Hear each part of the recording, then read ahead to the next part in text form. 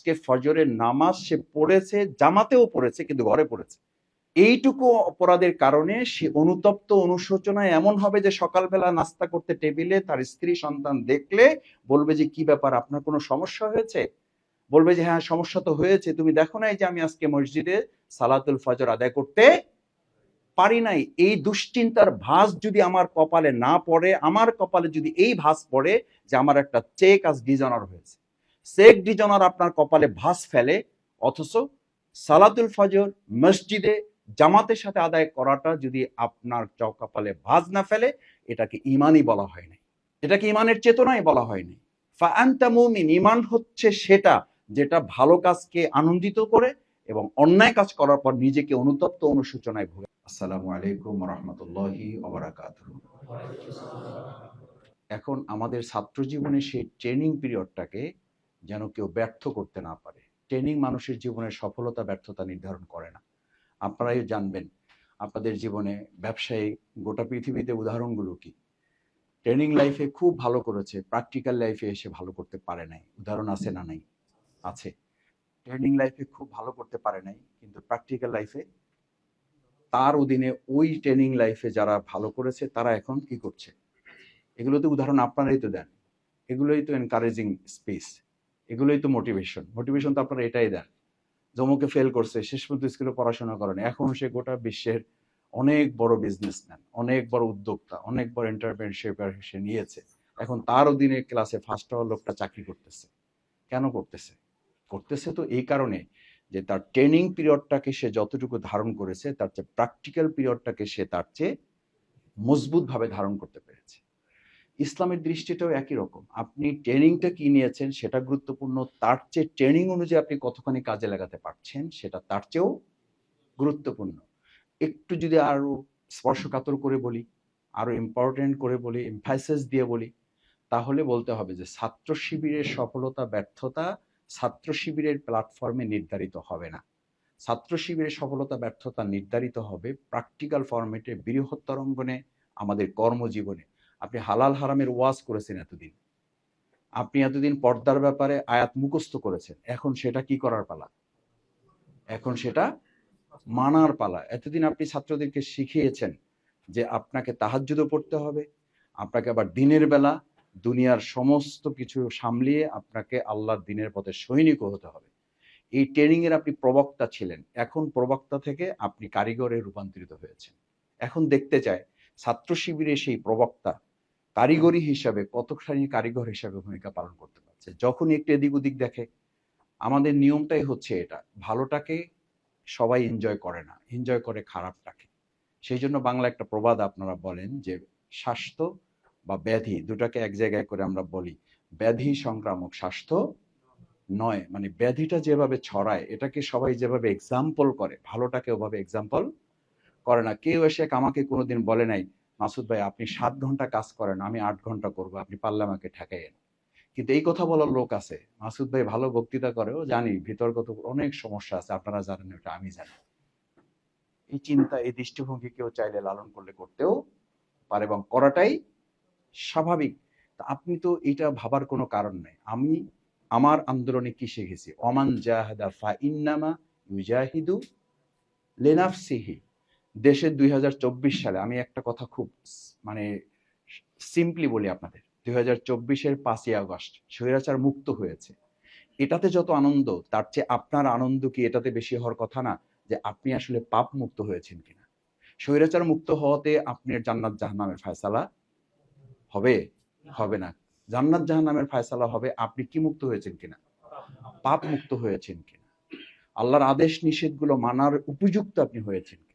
সেই জন্য আপনার তো ঈদ হবে, আপনার তো বিজয় হবে সেদিন। 5ই আগস্ট আপনার বিজয় হয় নাই ভাই, কথা পরিষ্কার বুঝেন। আমি আপনাকে বলছি আপনি বুঝেন না তা না। আমি খুব আনন্দ করতে দেখি, আমি খুব বিজয় উৎসব করতে দেখি, ভাইদের মধ্যে খুব উৎফুল্লতা লক্ষ্য করি যে 2024-এর 5ই আগস্ট, 2024-এর 5ই আগস্ট হলো না। ওই ধারাবাহিকতায় চলতে থাকতে থাকতে থাকতে থাকতে আপনার 3.5 হাত জমিনে আপনি পাপ মুক্ত হয়ে জীবন যাপন করে আল্লাহর কাছে জান্নাত উপযোগী একজন মানুষ হয়ে চলে যেতে পেরেছেন। সফল না ব্যর্থ? সফল। এদেশে ডক্টর শফিকুর রহমান প্রধানমন্ত্রী হলো, আল্লাহ চাইলে, দেশের মানুষ চাইলে এটা হয়ে গেল। আল্লাহ কবুল করলো, আমরা চাই আল্লাহ তাআলা কবুল করুন। কিন্তু আল্লাহ মাফ করুন, আল্লাহ মাফ করুন, আল্লাহ মাফ করুন, আমি আমার ব্যক্তিগত জীবনকে পরিশুদ্ধ করতে না পারার কারণে আমি জাহান্নামী হলাম, আমি জাহান্নামের উপযুক্ত থেকে গেলাম, সফল না ব্যর্থ? তাহলে আমার প্রয়োজনটা কি? আমি ছাত্র শিবির, আমি জামাত ইসলামীতে আসলাম কেন? আমার টার্গেটটা কি? আমি কি দেশকে মুক্ত করতে এসেছি স্বৈরাচার বা ফ্যাসিস্ট, এটাই দায়িত্ব আমার, নাকি আমাকে জান্নাত উপযুক্ত করতে এসেছি? তাহলে সেটার জন্য যদি টার্গেট থাকে, ছাত্র শিবির যা ট্রেনিং দিয়েছে প্র্যাকটিক্যালি এখন সেটা বাস্তবায়ন করার জন্য আমার টার্গেট হবে 2024 সালের 5ই আগস্ট ফ্যাসিস্ট স্বৈরাচার মুক্ত হয়েছে, এখন আমি আমাকে কি মুক্ত করব? পাপ মুক্ত করব, দূষণ মুক্ত করব, সংকীর্ণতা মুক্ত করব, বক্রতা মুক্ত করব, জটিলতা মুক্ত করব, কুটিলতা মুক্ত করব, গীবত মুক্ত করব, পরচর্চা নিন্দা মুক্ত করব। পারা যাবে ইনশাআল্লাহ? এইটা পারলে দেখবেন ওই 5ই আগস্টের চেয়ে অনেক বড় ঈদের আনন্দ আপনি আপনার মনের মধ্যে উপলব্ধি করবেন। এটা আল্লাহ রাসূল করিম সাল্লাল্লাহু আলাইহি ওয়াসাল্লামের হাদিস, সাররাতকা হাসানাতুকা ওয়াসাআতকা সাইয়্যাতুকা ফাআনতা মুমিন।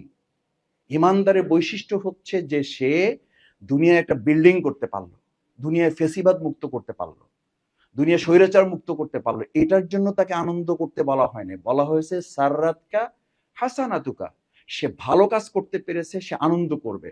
ওয়াসাআতকা সাইয়্যাতুকা, কোন একটা অন্যায় করে ফেলেছে, অন্যায় মানে এত বড় অন্যায় না, অন্যায় এতটুকু যে আজকে ফজরের নামাজ সে পড়েছে, জামাতেও পড়েছে, কিন্তু ঘরে পড়েছে, এইটুকু অপরাধের কারণে সে অনুতপ্ত অনুশোচনায় এমন হবে যে সকালবেলা নাস্তা করতে টেবিলে তার স্ত্রী সন্তান দেখলে বলবে যে কি ব্যাপার, আপনার কোনো সমস্যা হয়েছে? বলবে যে হ্যাঁ সমস্যা তো হয়েছে, তুমি দেখো নাই যে আমি আজকে মসজিদে সালাতুল ফজর আদায় করতে পারি নাই। এই দুশ্চিন্তার ভাঁজ যদি আমার কপালে না পড়ে, আমার কপালে যদি এই ভাঁজ পড়ে যে আমার একটা চেক আজ ডিজনার হয়েছে, চেক ডিজনার আপনার কপালে ভাঁজ ফেলে, অথচ সালাতুল ফজর মসজিদে জামাতের সাথে আদায় করাটা যদি আপনার কপালে ভাঁজ না ফেলে, এটাকে ইমানই বলা হয় না, এটাকে ইমানের চেতনাই বলা হয়নি। ফাআনতা মুমিন, ইমান হচ্ছে সেটা যেটা ভালো কাজকে আনন্দিত করে এবং অন্যায় কাজ করার পর নিজেকে অনুতপ্ত অনুশোচনায় ভোগে। আমার রিপোর্ট আমাকে সচালিত করে না, আমি ছাত্র জীবনে রিপোর্ট রাখার জন্য ভাইদেরকে বাধ্য করেছি, রিপোর্টের উপরে আয়াতের পর আয়াত, হাদিসের পর হাদিস বলে, সেই ভাই এখন রিপোর্টের উপরে গবেষণা করে বলেন যে ভাই রিপোর্ট ছাড়া আমার সব ঠিক আছে। ভাবটা হলো এরকম, ডায়াবেটিস টেস্ট চলতেছে, যদি কেউ বলে যে ভাই ডায়াবেটিস মাপাইছেন, কয় ভয়ে মাপাই না, আবার কত হয় না হয় তার ঠিক নেই। কি অবস্থা! তাহলে কখন মাপাবেন? যখন মাপাবেন, যখন ডাক্তারের কাছে যাবেন, তখন ডাক্তার বলবে আপনি আউট অফ ট্রিটমেন্ট, আপনি এখন আর ট্রিটমেন্টেরও কি নাই, উপযুক্ত নাই, আপনার অপারেশন করতে হইলেও এখন কিছু টেস্ট করাতে হবে, টেস্ট করাই আমাদের সিদ্ধান্ত নিতে হবে যে আপনি অপারেশনের উপযুক্ত। বলে না, বলে না ডাক্তার? বলে। আল্লাহ মাফ করুন, আমাদের মধ্যে কিছু ভাইদের এরকম আমরা পাই যে অপারেশনেরও কি থাকে না। তখন কি বলে জানেন? যে মাসুদ ভাই যে পর্যন্ত পৌঁছে গেছি ওখান থেকে ফেরার আর রাস্তা রাখি নাই, আমরা ও পথে গিয়েছি কিন্তু ফেরার আর কোনো রাস্তা আমরা রাখি নাই। এর নাম দিয়েছি আমরা যে অপারেশনের উপযুক্ত থাকে না। তিনি নিজেই সিদ্ধান্ত নিয়ে ফেলেছেন, তিনি নিজেই সিদ্ধান্ত নিয়ে ফেলেছেন। আল্লাহ আমাদেরকে সেখান থেকে মাফ করুন। সেজন্য রিপোর্টটা তো একেবারে আপনি সেই ডায়াগনোসিসের মতো, আপনি যে কোনো কিছুর জন্য এখন হসপিটালে গেলে আপনাকে ট্রিটমেন্টের জন্য ইনভেস্টিগেশন দেয় না? দেয় না। 3 মাস আগেই করেছেন, পুরাতন রিপোর্ট আপনার কাছে আছে, এরপরও কি বলে? বলে যে ভাই একটু কি করেন, আবার করেন। বলে যে এমন হইতে পারে যে আপনার তো ওর চেয়ে অবস্থা ভালো। বলছে যে ভাই লাগবে না, আমার তো চেনেন আপনি, আমি তো কি জিনিস বুঝেন না আপনি, দেখেন আল্লাহ ভরসা, টেস্টে আর টাকা খরচ করতে চাই না, কিছু একটা দিয়ে দেন, ওষুধ খাওয়া শুরু করে দিই। আপনি বলেন পৃথিবীর কোনো ডাক্তার আপনার প্রতি যদি সিম্প্যাথিও থাকে এবং আপনার নিকটাত্মীয় যদি সে হয়, সে কি এটা করবে? আপনাকে করবে না। কেন করবে না? এটা যথাযথ ট্রিটমেন্ট হবে না, এটার জন্য রিপোর্ট দরকার। দুনিয়ার স্বাস্থ্য চিকিৎসায় যদি, আপনার স্বাস্থ্য বিনির্মাণে যদি, আপনার স্বাস্থ্য টিকাতে যদি, আপনার স্বাস্থ্যের সৌন্দর্য রক্ষায় যদি, স্বাস্থ্যের উন্নতির জন্য যদি পৃথিবীতে সবচেয়ে বেশি ইম্পর্টেন্স দেওয়া হয় রিপোর্টকে, তাহলে আপনার আত্মিক উন্নতি সাধনে কেন আপনি এটাকে ইম্পর্টেন্ট মনে করেন না? অথচ ইসলাম বলে বিজ্ঞানের শেষ ধাপ হচ্ছে ইমানদারের, মানুষের প্রথম অসুস্থতা শুরু হয় তার শরীর থেকে না, কোথা থেকে? অন্তর থেকে। আলা ওয়াহিয়াল কালব, আলা ওয়াহিয়াল কালব, আলা ওয়াহিয়াল কালব। রাসূল সাল্লাল্লাহু আলাইহি ওয়াসাল্লাম তিনবার হাত রেখেছেন এই অন্তরের উপর, এই নফসের উপরে। তিনবার হাত রেখেছেন। এখান থেকে তার অসুস্থতা শুরু হয়। তার মানে হচ্ছে এইটা যার যত বেশি সুস্থ থাকে তিনি দুনিয়ার বিবেচনায় তত সুস্থ থাকতে পারবেন। এরপর আল্লাহ তাআলা তাকে পছন্দ করলে তার জন্য কোনো পরীক্ষা নির্ধারিত হতে পারে। সেই পরীক্ষায় তিনি সবর করবেন। সেই পরীক্ষায় আল্লাহ তাআলা ওর মধ্যেও হযরত আইয়ুব আলাইহিস সালামের মতো করে উত্তীর্ণ হওয়ার শক্তি আল্লাহ তাআলা তাকে দান করবেন। সুতরাং আমরা আজকে আপনাদের কাছে আশা করব শেষের দিকে যে আমাদের সমস্ত কিছুর সমাধানের একটা জায়গায় একমত হইতে হবে যে আমরা কি রাখতে চাই। কিন্তু রিপোর্টের সমাধানটা কি আমাদের পলিসিটা কি? রিপোর্ট আছে ভাই, যে আমি আজকে ভাইদেরকে বলেছিলাম, জানি না কিছু রিপোর্ট বেরিয়ে আসছে কিনা, যে প্রোগ্রামই করেন ভাইদের হাতে একটা রিপোর্ট আমরা তুলে দেব। হয়তো ওই ভাই বলবে যে ভাই আমার আরো 3টা রিপোর্ট আছে, একটা গাড়িতে আছে, একটা বাড়িতে আছে, একটা অফিসে আছে। রাখেন কোনটা? যখন যেটা পাই। তো যখন যেটা পান ওইটা রাখলে আপনি মেনটেন করেন কোনটা? কয় যখন যেটা দেখতে চাই ওইটা দেখাই দিই। এটা তো কোনো কথা হলো না। আপনি 3টা রিপোর্ট মেনটেন করেন মানে আসলে আপনি কোনোটাই মেনটেন করেন না। আবার দেখা যায় যে আপনার রিপোর্টের স্বাস্থ্য পরীক্ষার বিধানটা কি? আপনাকে তো ব্যালেন্স করতে হবে। আপনি ডায়াবেটিসের উপরে খুব চিকিৎসা নিলেন কিন্তু প্রেসারে কোনো খবর নিলেন না। এটার অর্থ হলো এরকম যে আপনি তেলাওয়াত কখনো শুরু করলেন তো এমন অবস্থা যে পুরো কোরআন শরীফ শেষ, হাদিসের সাথে কোনো সম্পর্ক নাই। আবার হাদিস পড়া শুরু করছেন, সাহিত্যের উপরে কোনো নাই। আমি একজনকে খুব করে ধরলাম যে ভাই আসলে সমস্যাটা কি? কয় মাসুদ ভাই আপনি টার্গেট করছেন আমারে রোকন বানাবেন, আর আমি টার্গেট করছি আমারে রোকন আপনি কেমনে বানান এটা আমি দেখব। আমি বললাম এটা তো প্রথমে বললেই হতো। কয় ভাই আপনারা বললেও তো শুনতেছেন না। এই জন্য একবার একটা ঠিক করি আর একবার আর এক জায়গায় এসে ব্রেক দিয়ে দিই, আবার ওইটা ঠিক করি আর এক জায়গায় ব্রেক দিই, কারণ জানি যে ওইটা ঠিক না হলে আপনারা আমার কি বানাবেন না। এখন আপনি যদি কেউ ঘুমিয়ে থেকে জেগে থেকে যদি কেউ ঘুমায় তা আপনি তাকে জাগাইতে পারবেন? সুযোগ নাই। এই ক্ষমতা তো আল্লাহ তাআলা মানুষকে দেন নাই। মুহাম্মদ রাসূলুল্লাহ সাল্লাল্লাহু আলাইহি সাল্লামকেই তো এই ক্ষমতা দেন নাই। তার চাচাকে চাইলে তিনি ঈমান কবুল করাতে পারতেন, কিন্তু পেরেছেন? কেন পারেন না? এই ক্ষমতা আল্লাহ তাআলা কাউকে দেন না। এটার জন্য বান্দার চেষ্টা লাগবে, আল্লাহ তাআলার অনুমোদন লাগবে। এখন শেষ কথা যেটা বলি, মিজান ভাই খুব গুরুত্বপূর্ণ প্রসঙ্গ তুলেছেন। আমি ছাত্র জীবন থেকে কখনো কোনো প্রোগ্রামে ভাই সাথী হন, ভাই সদস্য হন, দায়িত্বশীলে কখনো কখনো বিব্রত হয়েছে। কারো সাথী হইতে হবে না, এই কথা যখন বলছি তখন ডানে বামে আমি দেখেছি চেহারা লাল হয়ে গেছে যে মাসুদ ভাই এত কষ্ট করে নিয়ে আসলাম চিটাগাঙে, এত কষ্ট করে নিয়ে আসলাম খুলনাতে, সব সাথী বানায় দিয়ে চলে যাবে, আর মাসুদ ভাই বলতেছে কারো সাথী হইতে হবে না, কারো সদস্য হইতে হবে না, আজকে প্রোগ্রামটাই শেষ। পরে আমি একটু আবার যখন কথা বললাম তখন দেখা গেল যে না, চেহারা আগের চেয়ে একটু আবার ভালো হয়েছে। আসলে ভাই বেসিক কথাটা কি? আপনাকে নফসের 3টা ধাপের কথা বলা হয়েছে। একটা নফসে আম্মারা, একটা নফসে লাওয়ামা, একটা নফসে মুতমাইন্না। This is a stage of Jamaat Islami, Islami ছাত্র শিবির। সমর্থক, কর্মী, সদস্য, সাথী সদস্য। আবার জামাতে সমর্থক, কর্মী, রোকন। ধাপ 3টা। আমরা আম্মারায় ছিলাম, আল্লাহ মাফ করুন, সেখান থেকে নিশ্চয়ই আমরা চেষ্টা করে এখন একটা জায়গায় এসেছি, এটার নাম নফসে লাওয়ামা। আমাদের লাওয়ামাটা ধরে কাজ করতে হবে। আলহামদুলিল্লাহ, এর মধ্যে যদি আল্লাহ তাআলা কাউকে নফসে মুতমাইন্নার জন্য কবুল করেন তাহলে তো আমাদের কোনো অসুবিধা নেই, এবং আমরা প্রত্যাশা করি যে আমরা সেই জায়গায় পৌঁছেছি অথবা পৌঁছে যাবো ইনশাআল্লাহ। কিন্তু আমাদের মনে রাখতে হবে যে মুতমাইন্না এবং লাওয়ামার পার্থক্যটা কি? পার্থক্যটা তো এই, লাওয়ামার সম্পর্কে আল্লাহ কসম খেয়েছেন, লা উকসিমু বিয়াউমিল কিয়ামা ওয়ালা উকসিমু বিন-নাফসিল লাওয়ামা। লাওয়ামাটা এত ভয়ঙ্কর যে কিয়ামত যেমন ভয়ঙ্কর, পরকাল যেমন ভয়ঙ্কর, হাসর যেমন ভয়ঙ্কর, বিচারের দিনটা যেমন ভয়ঙ্কর, আল্লাহ তাআলা এভাবে আমাদের সামনে উপস্থাপন করেছেন যে নফসে লাওয়ামাটা ওই রকম ভয়ঙ্কর। কেন ভয়ঙ্কর? ভয়ঙ্কর এই কারণে যে লাওয়ামাটা সবসময় আমাদেরকে আত্মতৃপ্তিতে ভোগায়। কিসে ভোগায়? শিবিরে যা কাজ করে রাইখে আসছি, আলহামদুলিল্লাহ, বহু লোক তো এর ধারে কাছেও যাইতে পারে নাই। কত মামলা, কত নির্যাতন, কত রিমান্ড, কত হামলা, কত সময়, শ্রম, মেধা দিয়েছি। আল্লাহর খাস মেহেরবানি, আমাদের সাইদি হুজুর রাহমাহুল্লাহ উনি বলতেন যে জান্নাত তো পাবোই, ভাড়াও দিতে পারবো, সাবলেট দিবে। মানে সাবলেটের চিন্তা তো আমাদের মাথায় কাজ করে যে এমন অবস্থা যে ওটা ভাড়াও দেওয়া যাবে। আর উনি উল্টাইয়া বলতেন যে যে কাজ আমরা করছি গোটা জাহান্নাম কপালে জুটবে কিনা সন্দেহ আছে, ওখানেও হয়তো ছাপড়া চোপড়া দিয়ে থাকা লাগবে। ছাপড়া বুঝেন?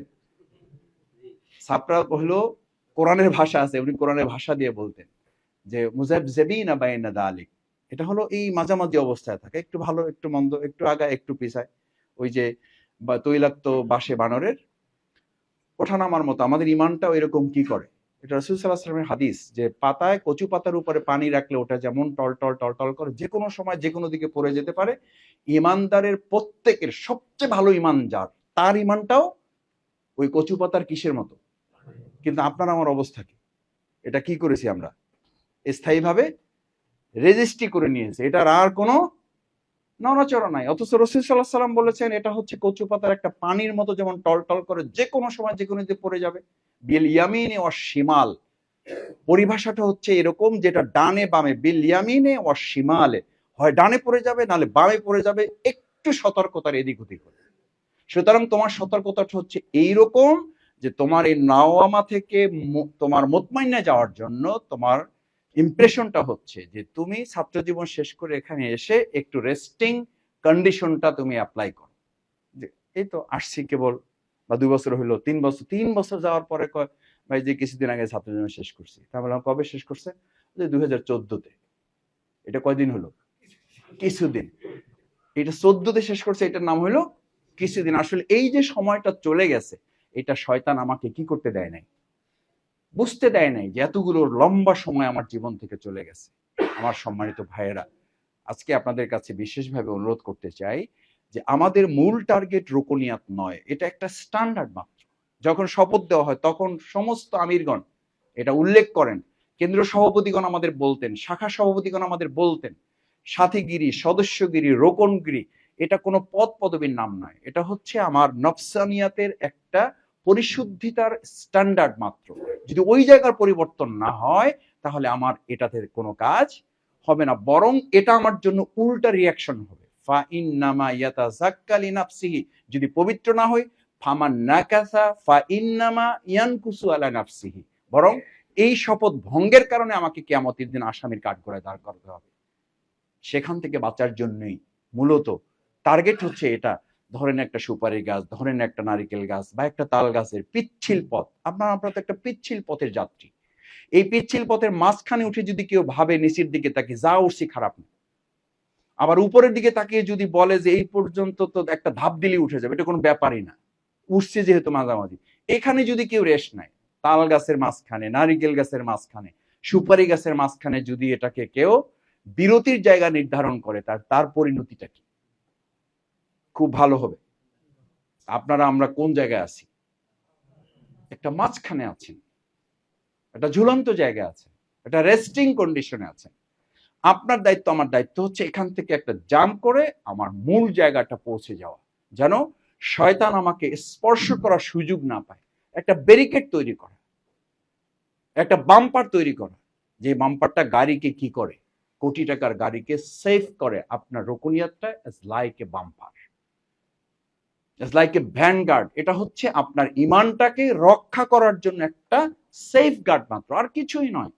আপনি মিনিটে মিনিটে, সেকেন্ডে সেকেন্ডে আপনার বিবেককে কোশ্চেন করবেন, আপনি রোকন না, আমি রোকন না, সুতরাং এটা আমি করতে পারি না। দিস ইজ কোশ্চেন, এইটুকু ছাড়া আর কিছু না। আপনার রোকনিয়াত এই অনুভূতিটুকু যদি জাগ্রত না করে, তাহলে আমার রোকন হওয়াতে তেমন কিছুই যায় আসে না।